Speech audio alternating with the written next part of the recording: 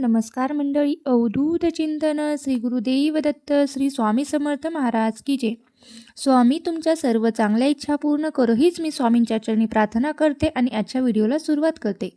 उद्या आहे 6 जानेवारी 2026 वार मंगळवार आणि उद्याच्या दिवशी आलेली आहे ती म्हणजे अंगारकी संकष्ट चतुर्थी. जेव्हा चतुर्थी तिथी ही मंगळवारी येते तेव्हा तिला अंगारक योग हा तयार होतो आणि या चतुर्थीला अंगारक चतुर्थी असं म्हटलं जातं. 2026 या नवीन वर्षात पहिल्याच महिन्यात अंगारक चतुर्थी आलेली आहे. या संकष्ट चतुर्थीला विशेष महत्त्व आहे. हिंदू पंचांगानुसार प्रत्येक महिन्याच्या कृष्ण पक्षातील चतुर्थीला संकष्ट चतुर्थी येते. जेव्हा ही चतुर्थी मंगळवारी येते तेव्हा तिला अंगारक चतुर्थी असे सुद्धा म्हटले जाते. अंगारक हे मंगळ ग्रहाचे दुसरे नाव आहे.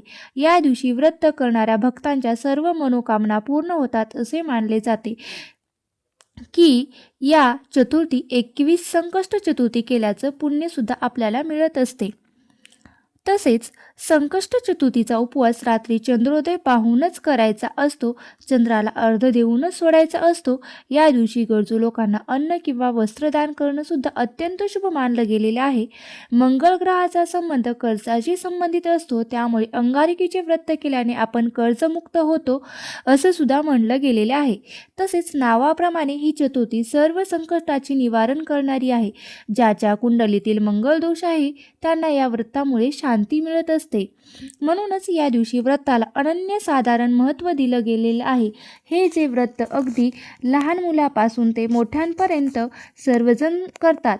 जो खऱ्या मनाने व मनोभावे हे व्रत उपवास करतो आणि विधीप्रमाणे गणपती बाप्पांची पूजा करतो व त्यांची सर्व संकटे हे गणपती बाप्पा दूर करत असतात. त्यांच्या जीवनात सगळं मंगल गोष्टी हे गणपती गणराज घडवून आणत असतात आणि प्रत्येक कामात कार्यात यश मिळवून देतात. गणपतीला विघ्नहर्ता असंही म्हटलं आहे. त्यामुळे आपल्या भक्तांना कोणत्याही संकटात ते एकटे सोडत नाहीत असे देखील आहे. बघा, गणपती बाप्पाला आराध्य दैवत मानलं जातं. हिंदू धर्मशास्त्रानुसार जी व्यक्ती अंगारकी चतुर्थीला गणरायाची मनोभावे पूजा करते, उपवास करते, त्या व्यक्तीला अपेक्षित फळ हे नक्कीच मिळत असतं.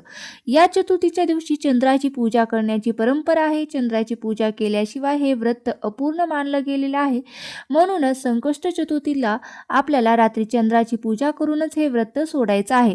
आता संकष्ट चतुर्थी म्हणजे अंगारक संकष्ट चतुर्थीची वेळ किंवा चंद्रोदयाची वेळ ही 9:16 आहे. तर या वेळेला तुम्हाला चंद्राची पूजा करून श्री गणेशाची आरती करायची आहे आणि यानंतर आपण जे व्रत उपवास धरलेला आहे तो आपल्याला सोडायचा आहे. म्हणजेच काय तर जेवण करायचं आहे. या दिवशी गणपती बाप्पा हे 4 मस्तक 4 हाताच्या रूपामध्ये असतात आणि या रूपाला संकटमोचक गणेश असे सुद्धा म्हटले जाते. या दिवशी गणपती बाप्पा स्वतः भक्तांना आशीर्वाद देण्यासाठी पृथ्वीवरती येत असतात.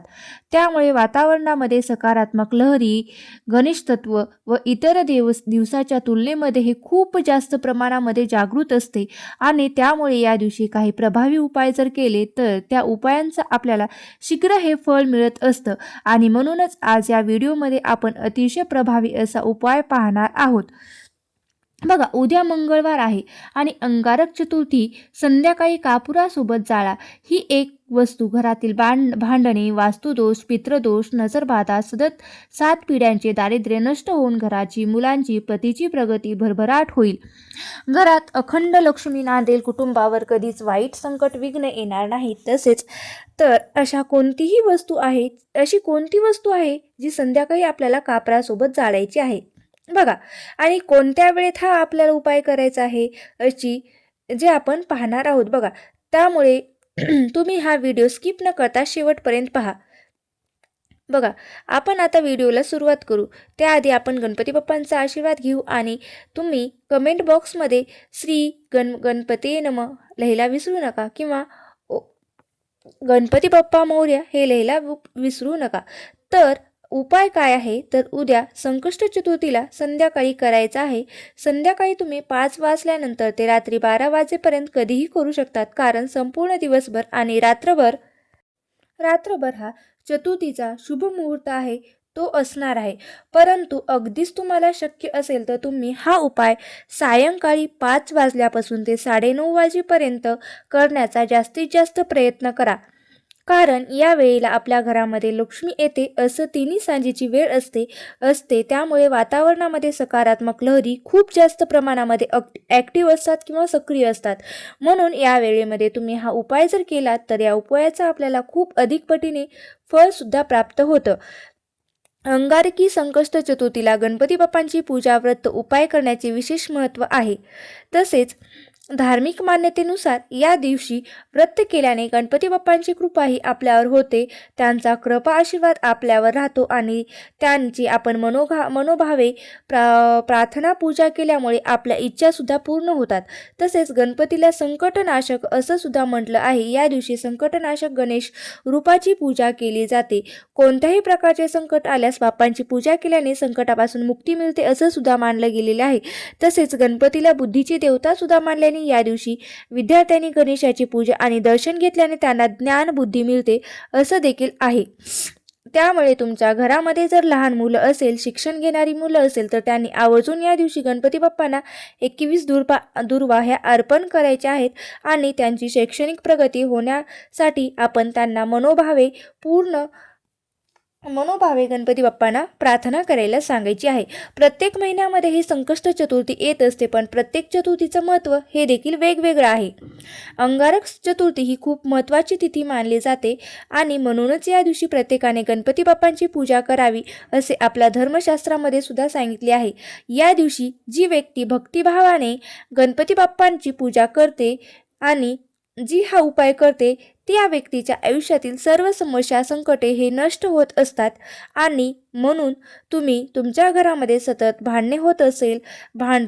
भांडणी होत असतील, तंटा होत असतील किंवा कुटुंबामध्ये वादविवाद किंवा कुटुंबामध्ये सतत क्लेश असेल, घरामध्ये पैसा टिकत नसेल, व्यवसायामध्ये अडचण येत असतील म्हणजेच व्यवसाय व्यवस्थित चालत नाही, घरामध्ये हवा तसा पैसा येत नाही किंवा पैसा आला तरी तो टिकत नाही, काही ना काही कारणाने बाहेर जात असेल म्हणजेच तुमच्या घरामध्ये पैसा हा एक प्रकारे टिकतच नाही, तर या सर्व कारणामुळे समजते की तुमच्या घरामध्ये ही लक्ष्मी स्थिर नाही.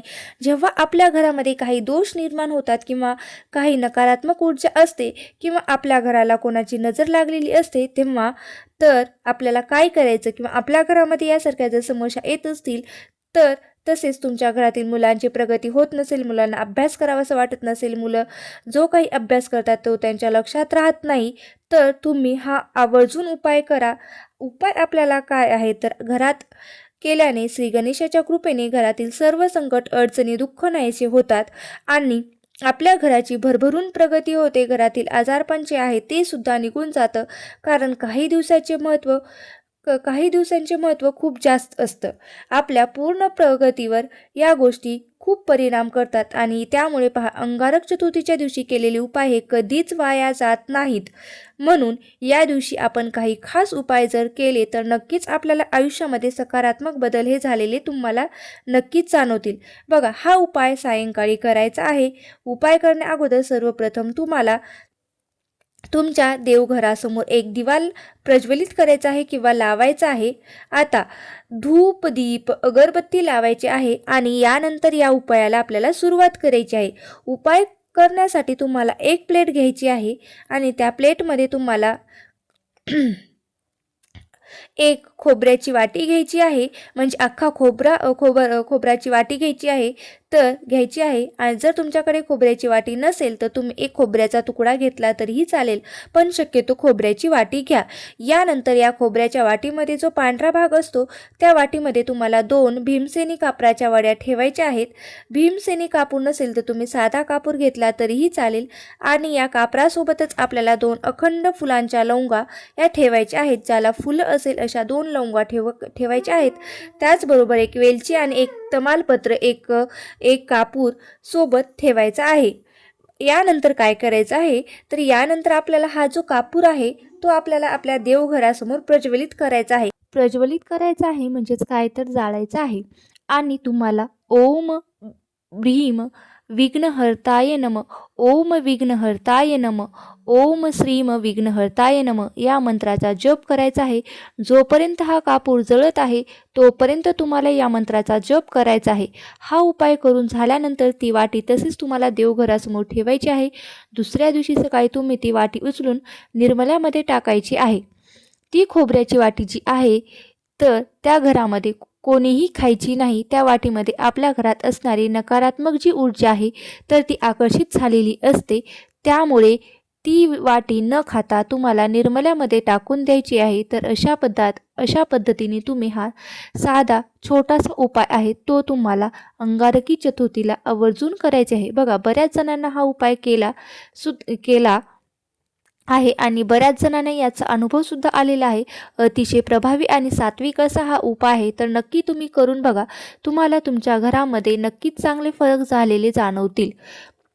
त्याचबरोबर जर तुम्हाला कोणत्याही कामामध्ये यश मिळत नसेल, कोणतीही गोष्ट तुमच्या मनासारखी घडत नसेल किंवा तुमच्या मनामध्ये एखादी इच्छा आहे पण ती पूर्ण होत नसेल, तर तुम्ही परंतु तुमच्या प्रयत्नांना नशिबाची साथ मिळत नसेल, तर त्यामुळे तुमच्या कोणत्याही इच्छा मनोकामना पूर्ण होत नसतील, तर तुम्हाला 21 गुळाचे लाडू बनवायचे आहेत. अगदी छोटे छोटे जे आहेत 21 गुळाचे लाडू बनवायचे आहेत. ते एका वाटीमध्ये ठेवायचे आहेत आणि 21 लाडू तुम्हाला गणपती बाप्पांना नैवेद्य म्हणून सुद्धा अर्पण करायचे आहेत. समोर बसून तुम्हाला ओम गण गणपतये नमः या मंत्राचा 108 वेळा जप करायचा आहे आणि 3 वेळा गणपती अथर्व शीर्षाचं पठण करायचं आहे आणि दोन्ही हात जोडून तुम्हाला गणपती बाप्पांना मनोभावे प्रार्थना करायची आहे. तर हा सुद्धा अतिशय प्रभावी असा उपाय आहे. हा सुद्धा उपाय तुम्ही करू शकता. तसेच जर तुम्हाला घरामध्ये सतत नवरा बायकोची भांडणं होत असेल, कोणतीही गोष्ट बोलायला गेल्यानंतर त्याचं रूपांतर हे भांडणामध्येच होत असेल किंवा वैवाहिक जीवनामध्ये जर काही अडचणी येत असतील, तर तुम्हाला गणपती बाप्पाची विधिवत पूजा करायची आहे. रात्री चंद्रोदय झाल्यानंतर चंद्राची पूजा करायची आहे. गणपती बाप्पांची आरती करायची आहे. यानंतरच तुम्हाला जीवनातील समस्या दूर होण्यासाठी मनोभावे गणपती बाप्पाकडे प्रार्थना करायची आहे. अतिशय प्रभावी अशी सेवा आहे, ज्याचा किंवा तुम्ही याला उपायसुद्धा म्हणू शकता. जर तुम्ही ही सेवा अंगारकी चतुर्थीला जर नक्कीच केली, तर तुमचा जो संसारिक किंवा वैवाहिक जीवनातील ज्या काही समस्या आहेत त्या 100% दूर होतील. त्याचबरोबर तुमच्या घरामध्ये धन संपत्ती, पैसा टिकत नाही किंवा घरामध्ये धनसंपत्ती येत नसेल, कष्टाला यश मिळत नसेल, एखादा व्यवसाय आहे त्यामध्ये वाढ होत नसेल, तसंच तुम्हाला इतरांकडून उसने पैसे घेण्याची वेळ असेल किंवा तुमच्यावरती भरपूर कर्ज झालेलं आहे, तर मग हे कर्ज घराचं असेल, गाडीचं असेल किंवा जमिनीचं असेल किंवा इतर कुठलंही कर्ज असेल, तर तुम्ही यासारख्या समस्या दूर करण्यासाठी तुम्हाला अंगारकी चतुर्थीच्या दिवशी संध्याकाळी गणपती बाप्पांना एक तिळाच्या तेलाचा दिवा लावायचा आहे. तिळाचं तेल घ्यायचं आहे. तिळाचं तेल नसेल तर साधं तेल घ्यायचं आहे आणि त्यामध्ये तुम्हाला चिमूटभर तीळ टाकायचे आहेत आणि यानंतर तुम्हाला हा दिवा प्रज्वलित करायचा आहे.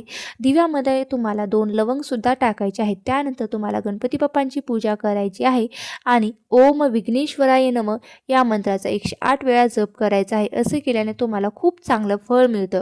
जर तुम्ही पैशाच्या अडचणीत असाल, तर तुम्ही हा उपाय नक्की करा. त्यामुळे तुमची आर्थिक परिस्थिती हे सुधारेल, व्यवसायामध्ये वाढ होईल आणि घरात चहूबाजूने धनसंपत्ती पैसा हा येऊ लागेल. त्याचबरोबर तुम्ही खूप दिवसांनी कर्जामध्ये बुडालेले आहेत, तर मग मंगळवारी ही चतुर्थी आहे आणि मंगळवार हा उपवास हनुमानाला समर्पित असणारा दिवस आहे.